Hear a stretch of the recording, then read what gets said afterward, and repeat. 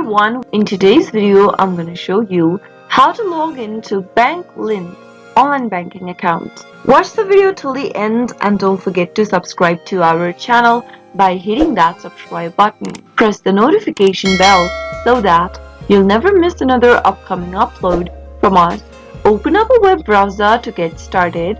In your URL box, type in www.banklinth.cx and press enter on a keyboard. Soon after you do that, you'll end up in the official web page. Click on the e-banking option at the top of the screen from the main home page, and then in the text box, type in your username in the first text box, and then on the next field, type in your correct password.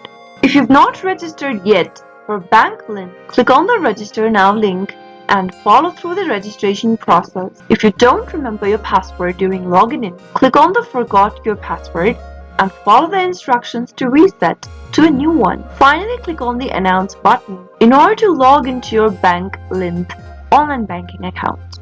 That is how it can be done. I hope the tutorial was helpful to you. If it was, go ahead and give us a thumbs up. I'll soon be back with more videos like this. Thank you for watching.